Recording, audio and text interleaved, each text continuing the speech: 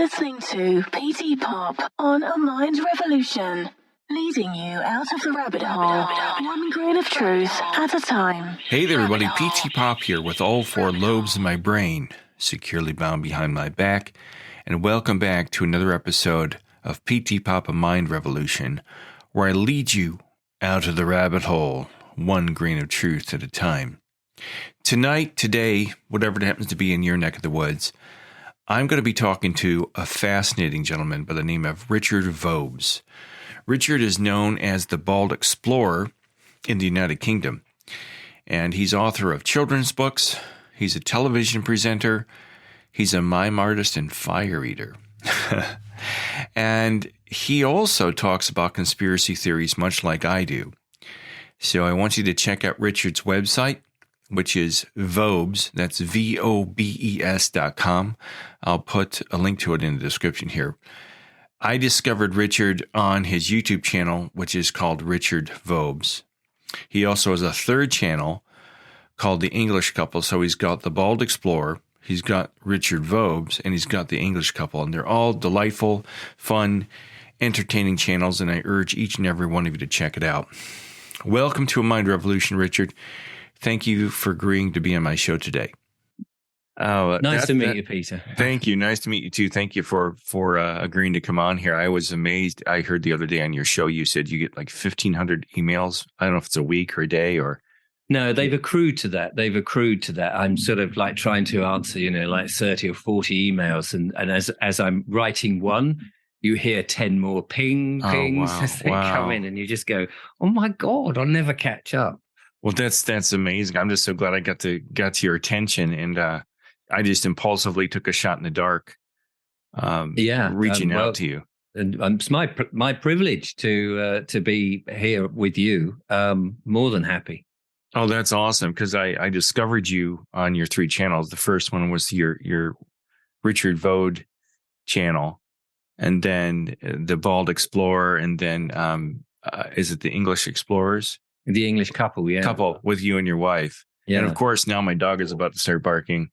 Excellent. Because there's probably an Amazon delivery driver about to. I think this is awesome because, 30 years ago, you and I, our paths probably never would have crossed if it weren't. And now we can talk to each other because of the internet. And I think that's fascinating because I think whoever, quote, they, unquote, are finding out we're able to disseminate information quicker around the globe than you could at one time, and they're panicking. I think they're blocking and shadow banning people. Well, I've had a strike. I've had a strike last night on my channel. Really? So I'm locked out of YouTube for a week. Oh, wow.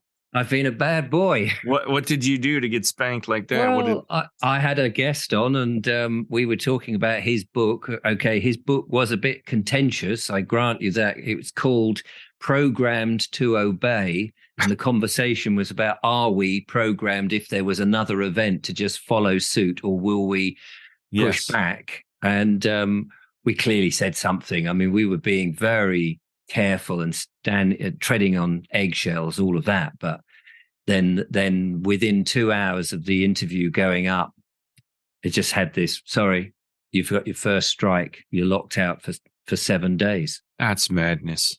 It's funny you mention that because a few months ago, I interviewed Richard Gage, who was one of the founding fathers of 9/11 for Architects and Engineers for Truth, 9/11 Truth. And we had a nice interview. He was nice enough to come on. We discussed the typical structural inconsistencies with the official story and things like that. And within a month, my monetization had dropped 50%. Wow. And everything in my channel, I don't make lots of money. I was making about $150 a month with what I had. And it's down to like $48 a month. They've done something to my channel to keep me, I don't have a big reach. I have about 9,000 subscribers, but I thought, boy, am I being paranoid? But it seems to be too much of a coincidence to think I talked about this conspiracy theory about 9/11. My channel's kind of been decimated financially, I guess, because they want us to talk about that, and I don't think they want us to make money off of it. No, I think you're right. I think, if you even, I would say 5 years ago, you could probably talk quite happily about it. But because now people are waking up, I think, and therefore they're looking at different aspects of history and thinking, hang on, if they can control that, what are they doing now? And I and I think they don't want that conversation. So how did you get your start on YouTube? What was the beginning for you? In YouTube, golly, it goes back to quite early days of YouTube. YouTube had been around for a bit, but I was just posting family stuff and silly stuff. I didn't take it very seriously because in those days, of course, the file sizes were small and the video quality wasn't very good. And I was doing other things, and then I was doing some corporate video stuff for clients and things. I'd been an entertainer before that, and I was fed up with doing the corporate stuff. I'd done a little bit of television, and I was aware that YouTube was beginning to become something. So I started to do this thing called the Bald Explorer, and that was the first real serious type of things. But I went to town on the first 6 episodes, which were about 40 odd minutes long, and took about 3 months to make. And I would do like 2 a year because it was like so much hard work. Yeah. And of course, you get 5 views. And that's so you go, hang on, I've spent this money, I've done all this, and nobody's interested. And then I started to learn about what the algorithm was and how that worked. And I realized that actually what you need to do is to pump stuff out regularly. And you had to compromise a lot because to do what I was doing, scripting and visiting locations and thinking, okay, where can I park? Where's aeroplanes going overhead? Where's the, doing all the stuff you would do on a proper TV series. I suddenly realized, no, you just got to turn up, film it. And so I started to do walks with a GoPro on a gimbal back then before the GoPro did its own steady thing. Stabilization, and I slowly built up over 5 years a channel to about 25,000 subscribers. It took about 5.5 years to do that, and then in the last 5 months, I started to talk about the stuff I'm talking about now, what's going on in the world and how strange everything is, and it just went voomp, and in whatever it is, 5 months, 100,000 subscribers. I've hit, and it's like, gosh, that's a surprise. And I've had to grow up really quickly and learn and dive down rabbit holes, and then people want to be on the show, and I'm interviewing people, and I think, oh my goodness, the imposter syndrome starts coming in. Am I really au fait? And they're mentioning things, and I'm thinking, I don't know what you're talking about, and you have to ask. So you say, what does that mean? And then that's more rabbit holes, and here we go. So it's a question of learning very fast on the job. Well, I love your show. I love your backdrop that you have behind you. Is that an actual room you're in, or that is an actual room? Oh, that's awesome. And I built it because we did during lockdown, when we were all locked down. Being an entertainer, I thought, right, okay, I'll build a little studio, and I thought I'd just do show because we had nothing to do, all my corporate work was suspended and everything. And so I thought, right, okay, I'll just do shows every day. So I spruced up the studio, and my partner and I, we just did entertainment type shows, live shows, and people were reacting. And we only had sort of 100 to 200 people watching. It was very small, but it was, it was great fun. Because I know you've got a couple of fellow countrymen that are on YouTube. And I like your approach. I guess there's David Icke, who I call David Icky. David Icke. Because some of his well, I don't want to put him down, but there's some things that are a little bit out there, even for me. And then there's Russell Brand, I think is his name. And he's like, oh, the sky is falling. He's like screaming, we should all run for the hills. And he doesn't tell anybody where to run. And forgive me, Russell, if you're watching my channel, which I'm sure you're not. But I just love your calm demeanor and your calm kind of like proper approach to this. You don't say anything too inflammatory. You kind of leave a lot of the guesswork up to us, the viewer. It's kind of like an everyday guy's approach, as opposed to what I get tired of all the people that just, like I said, just tell you the sky is falling. They don't give you a solution though. They don't tell you what you're supposed to do if the government's bad, or if 9/11 was an inside job and things like that. And so I really enjoy your presentation. And doesn't it figure that the moment I go on live, my mouth stops working? I swear my father-in-law just passed away, and I think he's haunting me. I think he's come back. He didn't want me to do anything. He wanted me to go get a real job. And now I think he's put a ghost in all my machines here. So my notes are frozen. Oh no. But go ahead. Yeah, I just love your presentation, like the way you present yourself, and you don't come across you don't say anything. I think you're very careful about what you say, because I do the same thing. I'm not educated in sociology or psychology. I don't know if you are. I'm not. No. I'm an author and a musician and a documentary filmmaker, but I don't have an expertise in government. But a lot of the stuff that you and I see is pretty obvious, I think. Don't you? But anyway, we'll talk about that too. How people just don't see it. People, I just think, want to see it. Yeah, no, I agree. People seem to be putting their head in the sand in the hope that it's all going to go away. Yeah, and some people are very frightened, of course, and I didn't realize how frightened they all were until I started to do this. And because I wasn't one of these loud conspiracy theorist type things, and we're just saying, surely this can't happen. And I was aware that you had to be careful on YouTube. I was aware of that so that's why I was sort of just questioning it. And as you say, let the audience come to the conclusion, because I was hoping they could tell me. Yeah. And of course, that's when they did, and they're saying, oh, Richard, you need to see this. And you go, oh, okay, I'll see it. And you're going, oh my goodness. Yeah. And then after a while, in the early days, you're watching all this stuff. And I'm going to, at the end of the evening, I'm coming away with a real horrible pit in my stomach of fear and thinking, yeah. You go down on this thing, don't you? And then you've got to climb out of the hole and start thinking, okay, well, hang on, it hasn't happened today. So thank the Lord for that. Yeah. So it's one day at a time in many ways. Yeah, you have to. My wife keeps telling me, she says, you've got to stop looking at this stuff. It's going to drive you crazy. And there's times where I look at all this stuff and I'm like, I really don't know if I can take anymore. It's more than obvious. A lot of this stuff is pretty maniacal, I think. And a lot of it, I think, has been put out there deliberately to frighten people and keep people down and feeling uncertain, so that the heroes, the supposed heroes, the anti-heroes, can come in and say, we have the answer for you. Yes, yeah.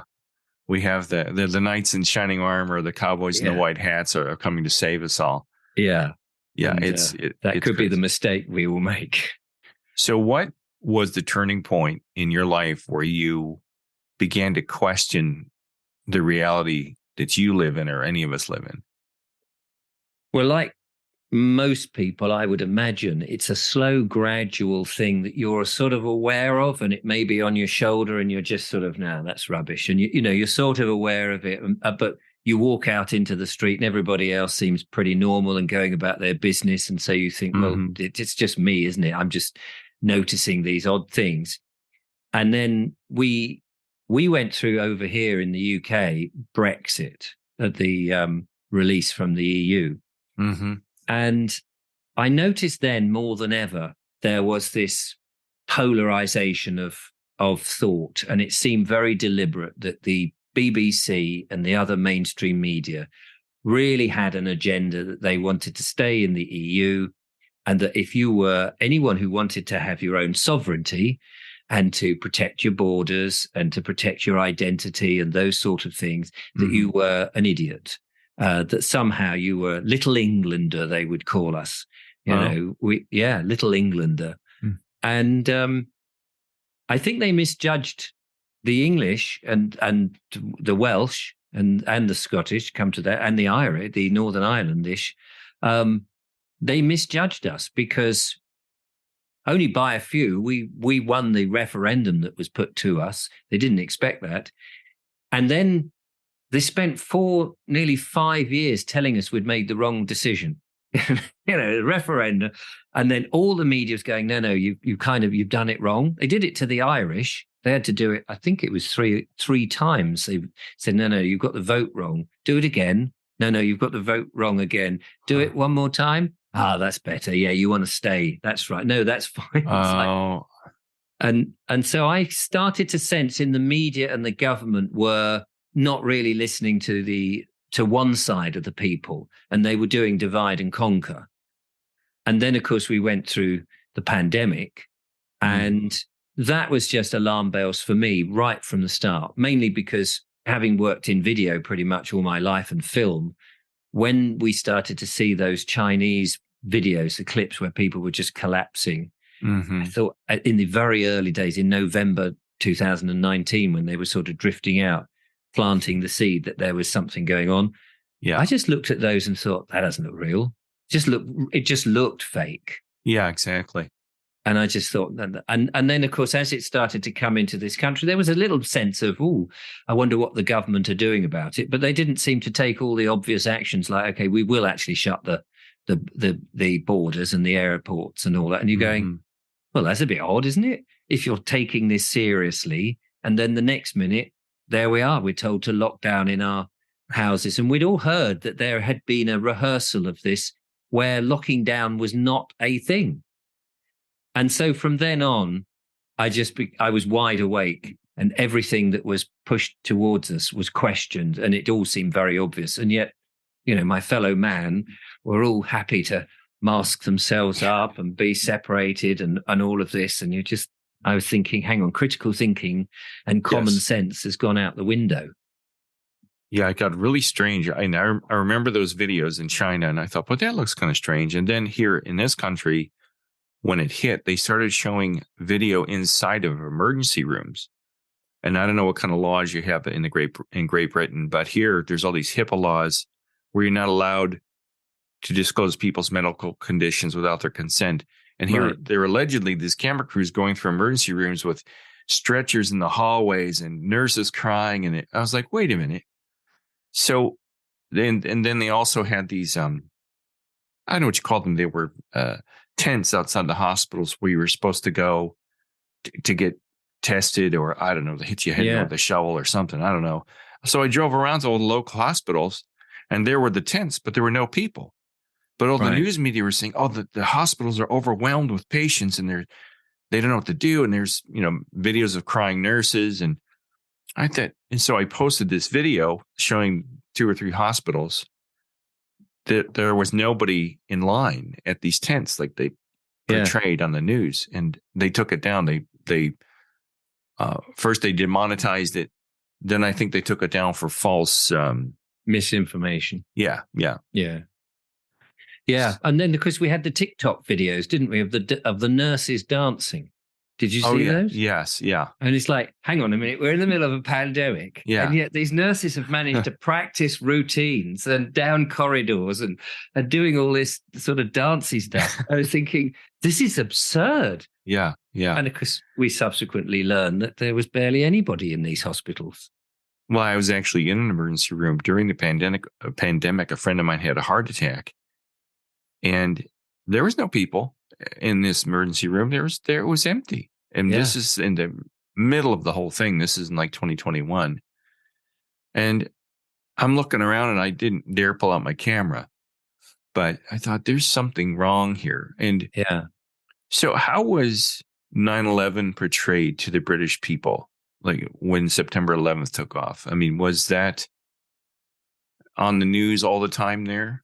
Yeah. I mean, I remember I was driving at the time to see a friend, and I was just listening to the news or the radio, and there was a sudden interrupt to the program. An aeroplane has flown into one of the towers, and it was like, bloody hell. And as soon as I got to my friend's house, I said, put the news on. And that's when you saw the second one. going, and we were just sitting there agog, absolutely watching it in real time. And of course, from then on in, everything was all of these stories. And it was only afterwards the anomalies start to sort of come out about particular pieces of footage that was shown before it had actually happened and things like that. And the lack of wreckage outside the Pentagon and all these sort of things. And is it Building 7 that had just mysteriously just flopped down perfectly within its own shadow, which is a bit odd. You know, and I was very busy at the time with setting up some other projects. So, I wasn't really into, I mean, I just thought it was awful. And of course, it was very much, that was the reason that we were going to suddenly go to war and all of this. And so, yeah, again, the mainstream media was well onto it, but I was not really into following much of the mainstream media and what was going on, because I was following my career. So I actually had my head down at the time, and just thought, blimey, what an awful thing. And of course, mostly you're swept along with what the government say we're now doing because of that. And I didn't really question it, which is foolish on retrospect, especially knowing what we do now. I mean, whatever is coming next, there's no way that one wouldn't be questioning the government every single step of the way, as we are doing now. Oh, yeah. Well, you mentioned earlier that I think a lot of people are so scared. I have this theory that a lot of people don't want to know the truth because it's too painful for them mentally to know that their government, especially here in the United States, that if our own government had something to do with this 9/11, that I don't think they could handle it. Because we've got a friend of the family who was an engineer for Ford for a long time. He's a brilliant guy. We were out to lunch one day and I showed him a video of Building 7. He goes, well, what's that? And I said, well, that's the third building that fell on 9/11. And this was just like a year ago. I showed him this. And he goes, we don't know where that film came from.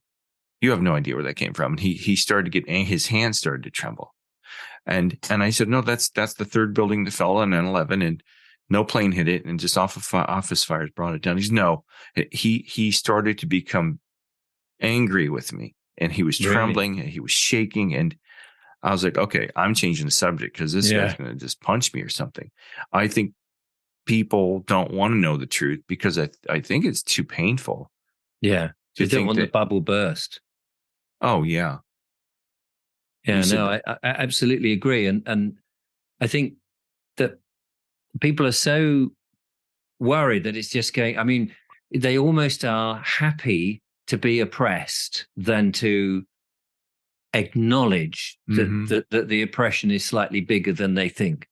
It's like, if you could say to them, all of what you know is theatre, and actually none of this is quite how this works. But if you could know that, you'd be free.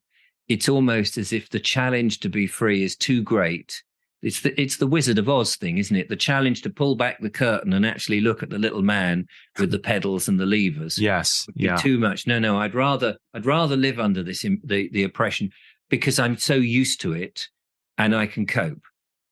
And do you think it's a kind of like people are like cats with laser pointers? You ever seen a cat chase a laser pointer? Well, I've got a cat, and I have a laser. And you're doing all of this, and they're following it. And I think the governments around the world have discovered that we're kind of idiots, and it's like, oh, let's go distract them with balloons, Chinese balloons in the air, and they're all like looking for balloons in the air. And I remember this far back as I can remember, even as at the age of 3, seeing jet airplanes in the sky. And my dad saying, "Oh, those are probably bombers." Russian bombers or American bombers, because they patrol the skies. And I'm like, what? Even at 3, I'm like, what are you talking about? And the Russians were horrible, and they were going to come. Brezhnev was going to come and get us. And they always create these boogeymen for all of us to believe in, or I refer to, I don't want to offend your faith. I kind of question some of the things about God and all that stuff. I call him the magical man in the clouds, because they create all these imaginary creatures for people to believe in, like the fair. I don't know if you have the Tooth Fairy in UK. Yeah. Easter Bunny and Santa Claus. It puts you in a mindset at a young age to believe in the make believe. Yeah, absolutely. So I think it makes it easier for the government to create make believe. I don't know if the government's behind the tooth fairy. I don't mean that, but it seems like a lot of us live in a only fantasy if they world. tax it. Only if they tax the money, then they're behind it. Yeah, it's funny. I think it's funny because as a kid, they raise us and teach us about the United Kingdom because of the Revolutionary War, which I look back on that now. That was so long ago. Why are you, they portrayed the British people as the government, these mean, nasty, horrible people, taxation without representation, no freedom of speech. And now we're back to where we were 250, 60, 300 years ago, whatever it was. Where our taxes here are going through the roof. They're restricting our freedom of speech. Everything that these men fought for hundreds of years ago has gone out the window. But they always portrayed your country as, the redcoats. And so they put these things in your head about other countries that aren't true, if that makes sense. I don't know how they portrayed the United States. But here it's like Russia's the bad guys, At one time it was the United Kingdom, or it's Iran, or it's Iraq. Now it's Syria. It's like, come on. It just gets old after a while. I think one of the things that is a worry at the moment is the way that media and social media, particularly, as well as mainstream media, is reporting all the and of course it's the way media works and the way people are interested. It's always the bad stuff. So you'll see the stuff that's not working, the riots and the people breaking windows, setting fire to cars, and just, when they turn around and they say it was mostly peaceful. Don't know, they use that phrase, and fire going on and bombs behind them going, yes, it's a mostly peaceful protest here. You go, yeah, well, it may be mostly peaceful the other side of the camera, but the bit we see is pretty extreme. And what we don't see, and I guess they don't want you to see, is where people do get on, where somebody falls in the street and people come around to support them. Are you all right? And they get them up and they ring for an ambulance and they take them away and looked after, or just when things work. And the thing that we must remember is humanity works pretty well, certainly in the West, most of the time. But we're being given this really exaggerated illusion that, everywhere you look, there is destitution, people are robbing. A friend of mine put a video up saying all the supermarkets, the amount of theft from supermarkets is huge. And suddenly you're conjuring up in your mind these people with balaclavas and baseball bats coming in. And of course, it might be a little granny putting a sachet of tea into a coat. And that may have increased, but it's not these brutish figures that we see. And of course, I'm not saying they're not happening, but that's why they're in the media. But it's building this up that society is breaking down. And I think that is a bad thing. Yeah. Because we tend to believe it. So we're being frightened and we don't want to go out because we keep hearing that there are bad people and it's all grim. And actually, it's there may be that, but the illusion is just so big, like with the UFOs and all of this, that we know that the next thing is coming. Look, flying saucers again. Yeah.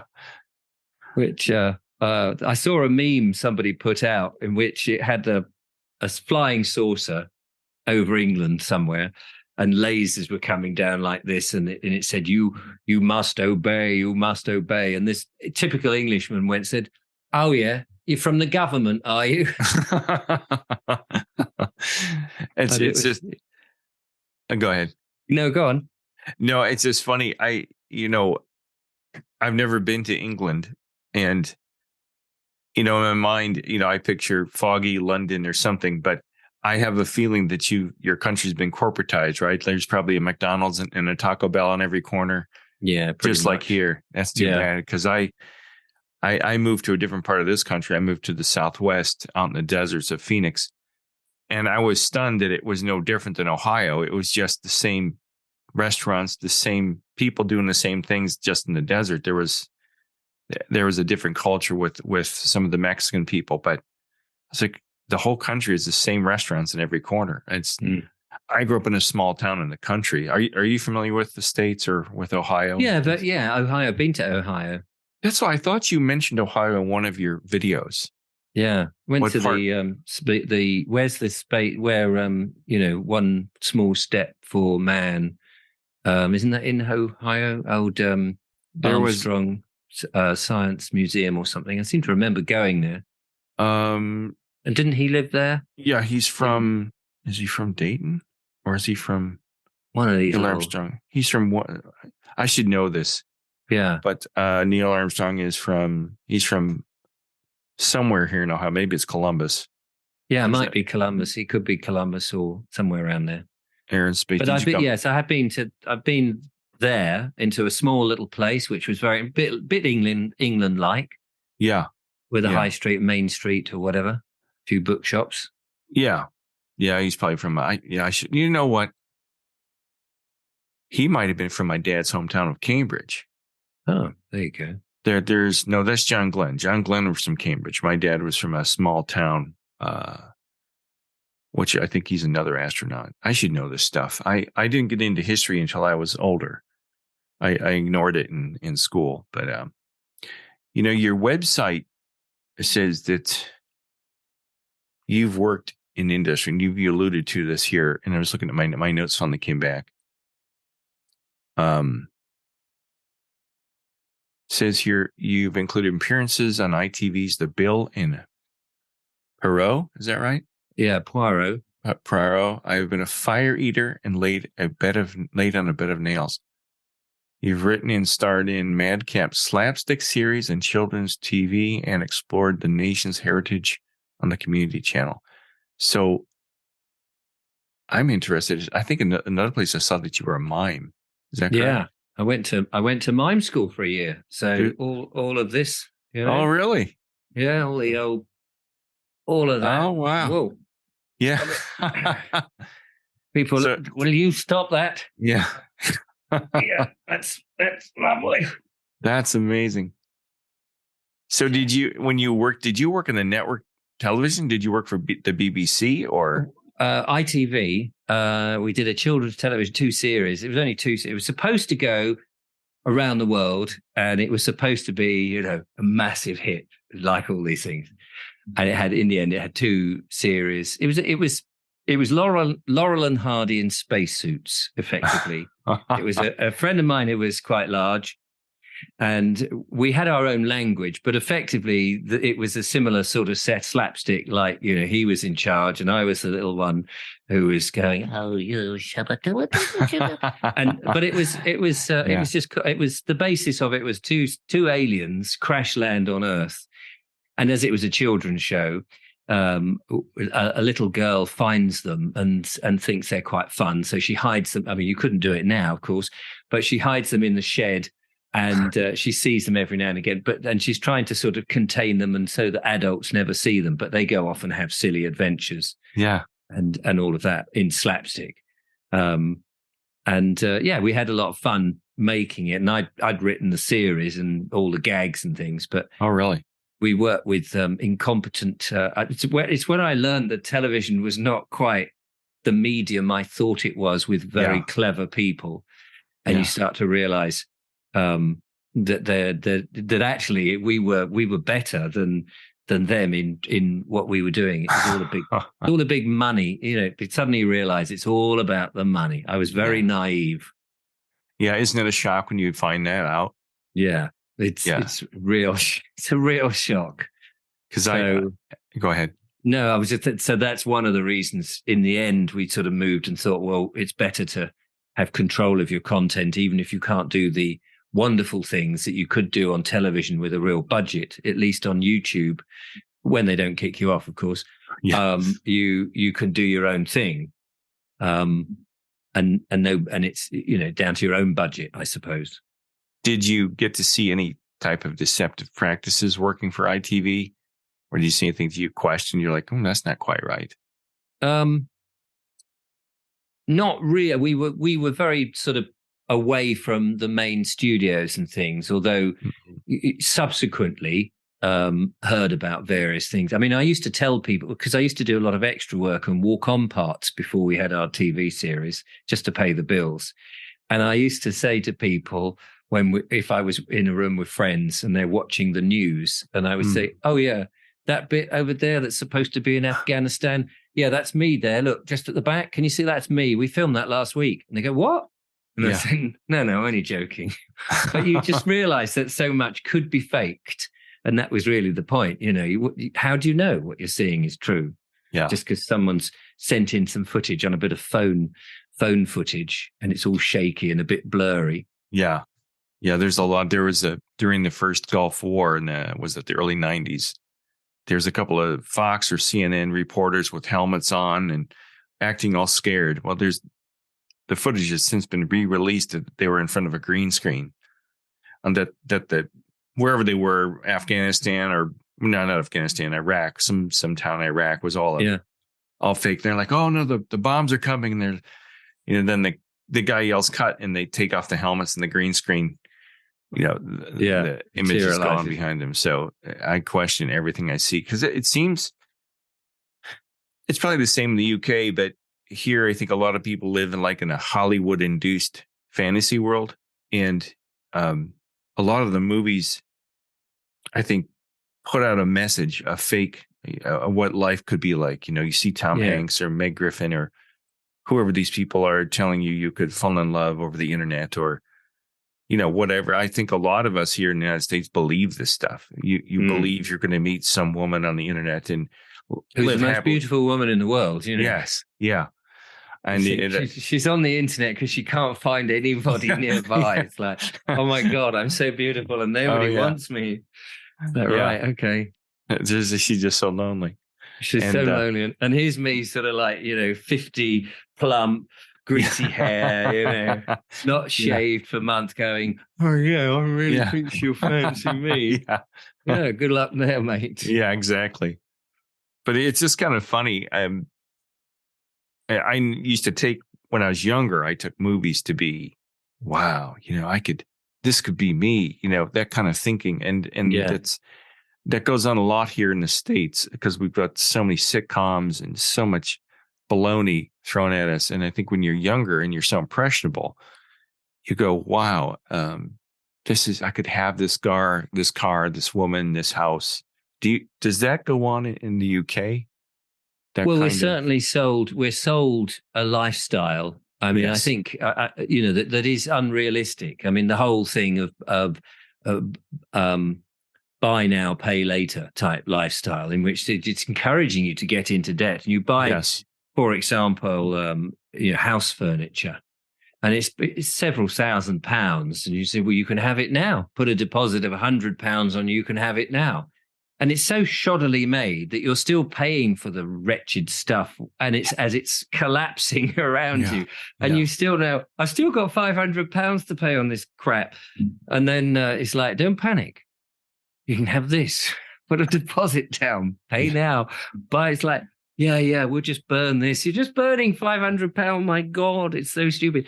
And so I think we're encouraged in a lifestyle through the adverts all the time. And of course, I don't have a television now. I got rid of my television. But if ever I see adverts that for Britain, I don't exist. Middle-aged white man. Oh yeah. I'm not in this land. No. Every other nationality is, as a male. Lots of very beautiful English white ladies, but as well as other nationalities. But just the skewing of the so-called what you expect to see of in England is so skewed that there's no white men, and if you do see them, we are the most imbecilic, stupid, unable to stand or walk, or we're the most ridiculous thing there. So that's a sort of a fake lifestyle that we're being sold through television, through the media. But I think you're right with the films and things, and I mean the thing at the moment, of course, is that all the feature films seem to be portraying something that magically then happens 2 or 3 weeks later. Yeah, and there's a lot of because you had that train crash, didn't you, in that was in Ohio. That was Palestine. in Palestine, Ohio. Yeah. And then you had a film a few weeks before or something, and lo and behold, it's happened in real life. What, did the train come out of the screen? Yeah. No, it's then they have a lot of films nowadays that are focused on a fantasy world, like Harry Potter, or I don't know if there's an agenda behind that. There's all kinds of conspiracies behind that, and I just think it puts people into a mindset. There's a lot of idol worship here. A lot of we all worship our athletes here. I don't know if you worship your footballers there, but footballers and baseball, basketball, we just look up to these people like they're just amazing. And people think they can't be happy until they become a professional football player with a Porsche in the driveway and a 10,000 square foot house. And, it's just not realistic. And most of those people aren't happy anyway, from what you hear in the news, if the news is real. Well, I imagine that they've got just the same problems. Yeah. But on a larger scale. So, you might have a small drink problem, and they've probably got a massive drink problem because their cellar that they can fill with whatever kind of pleasure. Yeah. Because if you get too much money, you must get bored. Because once you've bought X many Porsches and you've got your helicopter and your yacht and all of this, and it's like, where's your aspirations? And if you're still if you're like a footballer in your 30s and 40s, and you've still got perhaps another 40 years ahead of you, and you've done everything, you've been around the world, you've done all the big cruises, you've got all the blonde ladies. I nearly said a bad word then, but you've got all the desirable things that perhaps a young chap might want that's sold to. Then you must get a bit bored and start trying the things that perhaps are a bit shady and you are frowned on. And before you know it, where somebody might just have a little, say, a drink problem, these guys have probably got bigger problems. And then if they go through the divorce, it's a lot more public and it's larger amounts of money that are going. And it must be a nightmare. I'd rather have very little and be happy, than and have little aspirations, realistic ones, than to have these. Because I always think if fame, it's like on social media, everyone wants to be recognized, and the fame thing, look at me, and they're all, all of this. And you think, well, yeah, okay. So let's say you've got that fame and you can't walk down the street, and now you've got to have bodyguards. How awful is that? I mean, I notice it on my channel. Occasionally I walk down and someone says, Richard, I've seen your channel. And you go, oh, that's very nice. And it's nice.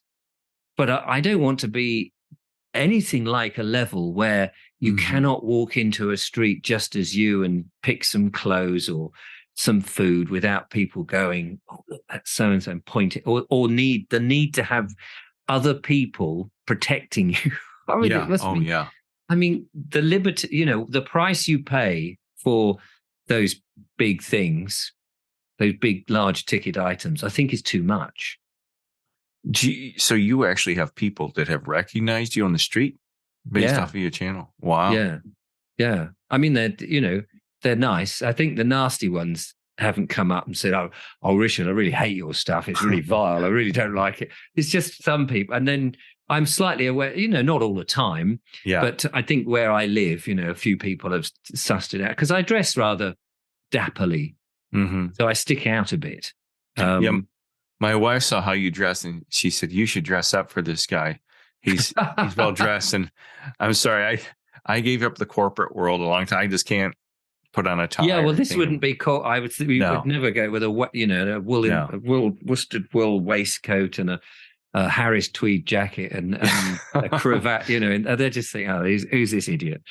No, you look great. Your presentation, like I said at the beginning, is just phenomenal. Just the even the color scheme behind you and the organization of everything and your backdrop is nice. Do you think you're reaching people? Do you think you're getting people to open their eyes, or are you just reaching more people like me that are kind of already awake? I do think that I am reaching some people because people have said to me, for example, somebody said to me, he says, my dad watches your videos. I've told him umpteen times what's going on. And he says, no, I'm not interested. And he'll watch the BBC. But he'll watch you because, meaning me, he'll watch you because you're slightly different. And I don't quite know why I'm different, but I'm just questioning and saying, surely the government wouldn't do that. Why would they want to do this? They're nice and kind and on our side, aren't they? and I use sarcasm and irony, allegory, and sometimes it backfires on me. I did one the other day in which my point was, we've got these 15-minute cities that the government wants us to all go into. Yeah, I saw that. And people don't want it. And they're going to their councils to say, we don't want it. And the councils are going, oh, okay, yeah, that's nice, interesting. Thanks for that. Yeah, but we're doing it anyway. And so I wanted a way of saying, if your council, who are really members of your community in your town, aren't doing what you want, then you need another council. And to save all that business about the protocol and all of that about voting them in and voting them out, just do it.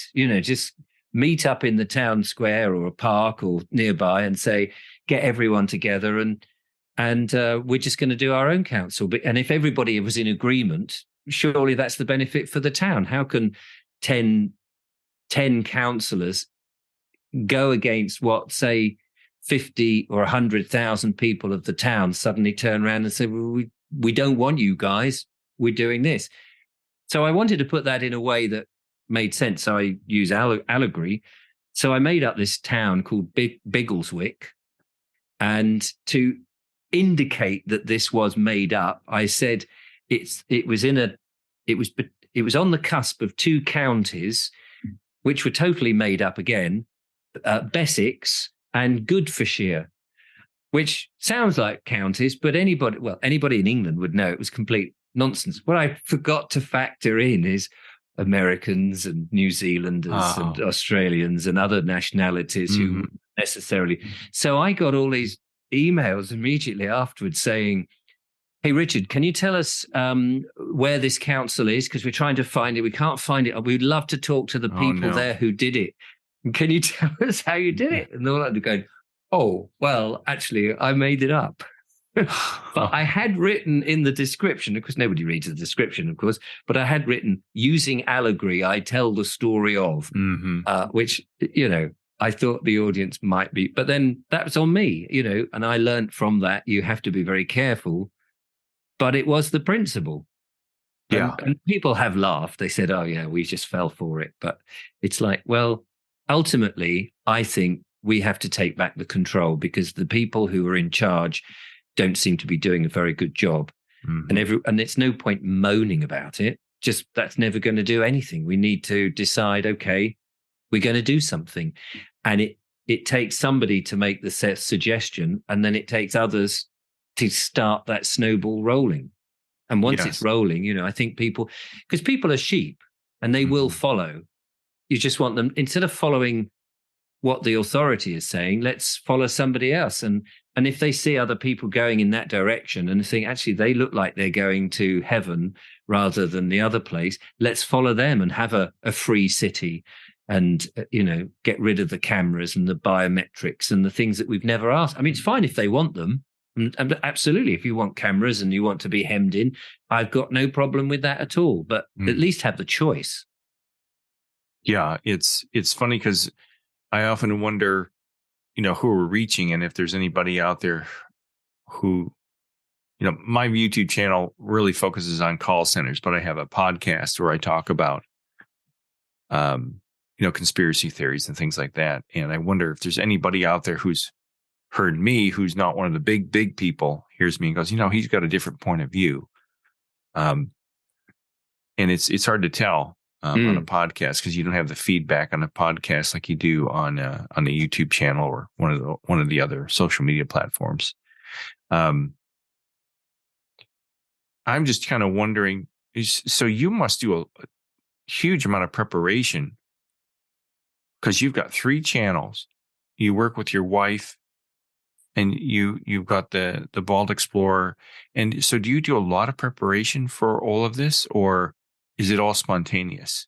Yeah, no real preparation. No? No, not really. This is all off the cuff. So if I'm making, I'll be making a video tomorrow. I mean, I can't help myself. So I'll do a monologue in the morning, and I've no idea at the moment what that will be. So tonight, probably I'll be going, oh, well, what could it be? So I know that we have a Andrew Bridgen, the MP, who was recently very vocal at a special meeting. I have to work out where this meeting was, about the sovereignty of England being sold off to these tyrants. And apparently this has all been done. And unless we actually revoke it, it's going to happen at the end of this month. Wow. And which means that this organization who can control the measures should some emergency happen and what the health measures should be, they will dictate to us what we do. A completely different country. So it's sort of top-down globalist stuff, all of that stuff. Mm-hmm. And he stood up to say, I don't think this is a good idea. And if we don't do something, and all the people in the room that were listening to this were very, oh, that's right, whatever. We've heard it before. Yeah, we're not interested. No, it's all conspiracy nonsense. So they were very po-faced. And I thought, this is not good enough. So in my mind tonight, I'll probably think of some story. No doubt, I might do it as allegory, or I might do it as just reporting on what happened. But I'll set the camera up as I do downstairs, and as I'm setting that up, I'll be talking it out loud and rehearse it, and then just do it. And then that's that. And then I've got an interview in the afternoon with somebody about something I can't remember now, and then I'll be listening to them doing the reverse of what you're doing to me, and then that will go up. So I do 2 videos a day at the moment, and then that's great. And when Julia's around, which is usually in the morning, we'll sometimes, like tomorrow, we've got to go to the farm shop to get some food. So we'll probably take our GoPro and stop off somewhere and do some sort of video, and I'll edit that up. I mean, I don't really get any time off. It's a good job. I enjoy what I do, I think. Otherwise, well, that's good. Nightmare. Yeah. It's all very well thought out, and your use of the language is just very powerful, just the way you have kind of a common approach to it, as I said. And it sounds scripted in a way, like it sounds well thought out, like you've got I couldn't tell if you had a teleprompter or not, but I don't think you have one. No. I mean, sometimes I get, sometimes I do the monologues in one take, and other times it's 3 or 4 times. And I don't like to edit in them. Some people like to sort of edit them, and they're sort of a bit intercut. What would you call it? The old-fashioned term was forgotten now. Used to do that all the time. Spliced? Yeah, spliced, but we used to call it a jump cut. Jump because it jumps. And so many people use that. So many people just cut out the ums and ahs and things. But because of the subject matter that I talk about, I want it to look genuine, because it is genuine. And I don't want it to look as if it's too produced and made perfect. But sometimes I do completely make a mistake, and I go, oh, let's just start it again, because the flow hasn't gone after sort of 3 or 4 minutes into the piece, and you just say, I'll just start again. Yeah. And, I might end up doing it 3 or 4 times, but sometimes it's straight off. And I amaze myself, and you go, wow, that was 15 minutes off the cuff like that with barely a breath. And so, again, it's practice, though. The more you do it, and because I do it all the time, it's not so bad. And keeping the energy, but keeping this fairly mild and questioning, and all of that without getting angry and using expletives. No, you do an excellent job, and you're too kind. You're very kind. Oh no, it's I try to watch some of the other people, and after a while, I just can't listen to them anymore. There's just too much horrifying, or what do they call it? I can't remember the word. There's a word for constantly terrorizing people. Yeah. But I talked to a woman, and I asked her to be on the show, and I said, listen, she wanted to talk about alternatives, give people solutions to the, okay, we've pointed out that this didn't really happen the way it did. So what can we do? But she never agreed to be on the show. And I was like, oh, she would have been perfect. But I think this is great that I get to talk with you, because I live in amongst a group of people that, went out and got the vaccine, and they're all on my back. Why don't you get the vaccine? I've never been vaccinated for even the flu, and I rarely get sick, and I've not gotten COVID, thankfully. And so it's nice to talk to somebody of a similar mindset, because there's only one other person I talk to. I've got a friend in Houston, Texas, and she and I talk about all this stuff. And so it's really nice to speak to somebody, and it's amazing that you and I can speak from across the ocean freely about this, at least for now, freely. And I think that's just amazing, because I've always been into England because of the rock group, the Beatles, which is funny, because a guy I met from England who was over here, I said, did you ever get to meet any of the Beatles? I said this years when I was a lot younger. He goes, I don't know. Did you ever get to meet Elvis? Yeah. I'm like, no. And he goes, well, I've never met any of the Beatles. So it's just kind of funny, because I grew up with what I know is all about Liverpool and all this stuff. So I've always been fascinated with England because of the rock group, which is part of my I guess my conditioning. But well, I've never met the Beatles. I mean, people often say, because when I went to America twice, and nobody ever asked me the question. You always expect, you come from England. Have you ever met the Queen? Well, funny enough, I have actually met the Queen. Did you really? Yeah, I did actually. But I was dressed as an overgrown schoolboy at the time. I was entertaining. I was dressed up as a kid, and I had these silly shorts and a tie and all this. And I was sort of there to make sure all the kids would wave their Union Jack flags. Yeah. And I accidentally got into the wrong line. I got at the end of the dignitaries. So she saw all the dignitaries and was shaking hands with them. And what do you do? It's very nice to meet you. What do you do? And then she just came to me, and I was not really supposed to be there. And she said, oh, and what do you do? Hello, Your Majesty. That was like with a hat and all. Hello, Your Majesty. I'm just here to make sure the kids wave their flags. It's nice to see you, Your Majesty. I didn't drop out of character, and she would, all right, nice. Then she shook hands and away she went. So that was... that's funny.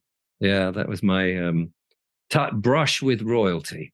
Well, that was, I'm sure I'm not sure I would be too keen to shake the hands of the next one, but that's another story. Yeah. It's I didn't pay attention to your political system until within the last couple of years, and I'm just starting now. I just figured out a couple of years ago what an MP was. So, oh right, yeah, like a member of the parliament. Okay, that's what it is. Here, that means military police. Yeah. But well, I think they've resumed that role. Oh, to be honest with you, the way the dictating, tyrannical government has gone in, it does seem as if when they've got in, we're MPs, are we? We must be military police. No, you're supposed to be members of parliament. You're on our side. You're supposed to be. I think you've got it wrong. But, hey ho, what can you do? Well, I know I think we only had an hour here. Yeah, I'm going to have to shoot off. I really appreciate this. I genuinely do, Richard. And I wish you all the luck with your channel. And check out Richard's website, which is Vobes.com. Is that correct? It's the best one is richardvobes.com. richardvobes.com. I'll put links to your website, your YouTube channels in the description here. I'm going to put this on my PTPOP, A Mind Revolution podcast on my YouTube channel. And I just wish you the best today, Richard. I hope you have a great day, and thanks for appearing on here. No, my pleasure. Thank you for asking me. That was Richard Vobes. Richard, thanks so much for being on the show today. I'm so glad to meet you and to talk with you. This is something that we couldn't have done 30 years ago. I'm glad to have met you and got to share some ideas with you.